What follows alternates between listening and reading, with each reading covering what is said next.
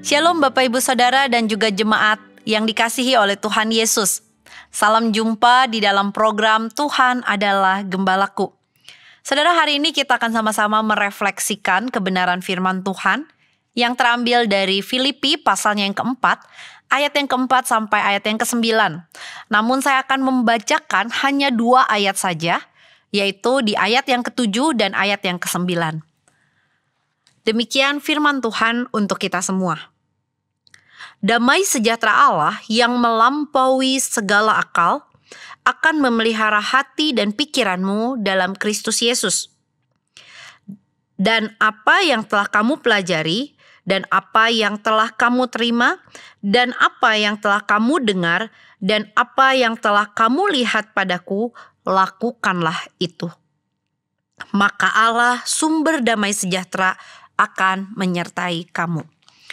Saudara, ada sebuah kutipan dari Blaise Pascal, seorang ilmuwan yang kurang lebih kita sama-sama artinya atau memiliki arti bahwa ada sebuah kekosongan yang Tuhan ciptakan di dalam hati manusia yang hanya bisa diisi oleh Allah sendiri melalui Tuhan Yesus Kristus. Saudara, saya mencari gambar yang kurang lebih seperti ini, saudara. Ada sebuah hati di mana tengah-tengahnya itu hanya bisa diisi oleh Allah sendiri yang kita kenal di dalam Tuhan Yesus Kristus. Saudara, Filipi 4 ayat 4 sampai ayat yang ke-9 menegaskan bahwa orang percaya itu punya suatu perbedaan di antara orang-orang yang tidak mengenal Tuhan.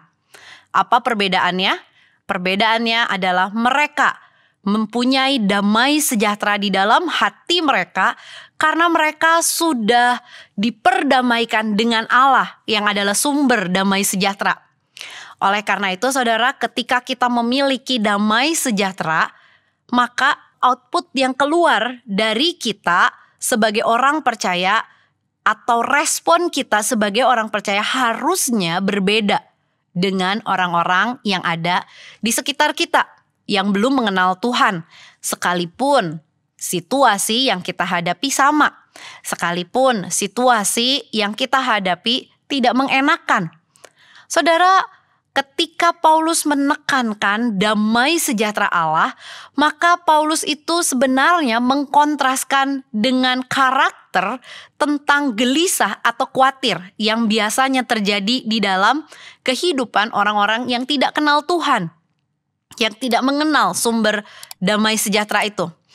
Saudara, kenapa Paulus bisa menekankan tentang damai sejahtera? Sekali lagi, Paulus meng-highlight di ayat yang ke-5b.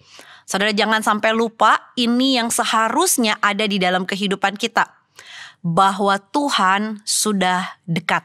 Saudara, frasa Tuhan sudah dekat di dalam ayat yang ke-5b seharusnya menyadarkan kita bahwa Tuhan kita adalah Tuhan yang selalu hadir bersama kita.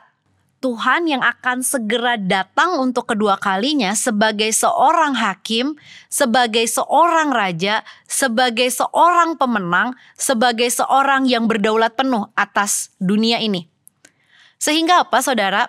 Sehingga waktu kita ada di dalam dunia ini, kita harusnya tidak terfokus pada hal-hal yang sifatnya sementara. Panca indera yang Tuhan berikan kepada kita, seperti yang Paulus katakan, harusnya digunakan untuk memikirkan, untuk memberikan input tentang hal-hal yang benar, yang dapat diandalkan. Hal-hal yang sifatnya mulia, bukan sesuatu yang sifatnya kelihatannya bagus, namun yang sungguh-sungguh baik, sungguh-sungguh layak untuk dihormati, dihargai, sesuatu yang sesuai dengan standar tertingginya Tuhan dan layak untuk mendapat perkenanan Tuhan. Sesuatu yang suci, sesuatu yang tidak tercemar oleh dosa, sesuatu yang sedap didengar, sesuatu yang excellent. Saudara, inilah yang seharusnya menjadi input bagi kerohanian kita. Ketika kita melihat segala sesuatu, jangan semuanya dimasukkan. Ketika kita melihat media sosial, jangan semuanya dimasukkan. Ketika kita mendengar berita, jangan semuanya dimasukkan. Namun kita pilah Dan biarlah itu menjadi input yang baik bagi kerohanian kita.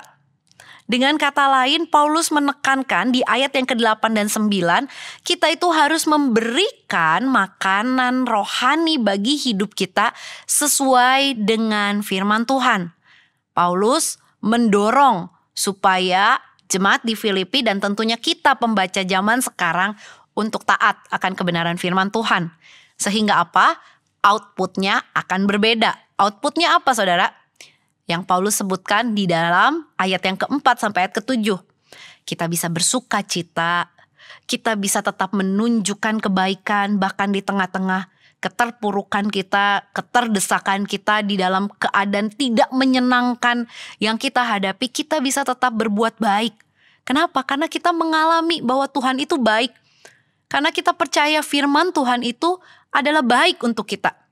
Dan tentunya yang ketiga adalah kita bisa tetap menyatakan damai, saudara. Kenapa? Karena kita punya Tuhan yang dekat dengan kita. Kita tidak berjuang sendirian, kita tidak menghadapi semuanya sendirian, tetapi kita menghadapinya bersama dengan Tuhan. Saudara, ada sebuah lagu yang mungkin lagu lama, namun ini sebuah lagu yang menyatakan bahwa hanya Yesus jawaban hidupku. Saudara, lagunya ini adalah lagu lama, tapi lagu ini sangat bermakna dan sangat menenangkan karena lagu ini berkata seperti ini. Kala ku cari damai, hanya ku dapat dalam Yesus.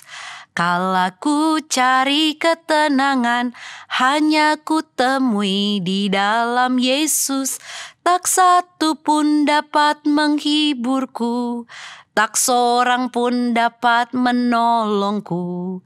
Hanya Yesus jawaban hidupku. Saudara, damai sejahtera yang sudah Tuhan berikan kepada kita lewat pengorbanan Yesus di atas kayu salib seharusnya memenuhi hati kita sebagai orang-orang yang percaya, yang memampukan kita untuk memilah, untuk melakukan kehendak Allah sesuai firman Tuhan. Dan biarlah ini juga yang akan mendorong kita menghasilkan output yang menyatakan sukacita, menyatakan kebaikan hati, dan tentunya menyatakan damai di tengah-tengah dunia yang tidak damai, di tengah-tengah dunia yang tidak bisa diprediksi, di tengah-tengah dunia yang kacau, kita bisa membawa damai daripada Tuhan. Sudahkah damai sejahtera Tuhan benar-benar memampukan kita menghadapi kehidupan ini? Saudara, mari kita memohon Tuhan yang adalah sumber damai sejahtera itu memampukan kita, mensupport kita di dalam menjalani hari ini. Mari kita berdoa. Bapa di dalam surga, kami bersyukur karena kami memiliki Allah yang adalah sumber damai sejahtera. Allah yang kami boleh kenal di dalam karya Tuhan Yesus Kristus.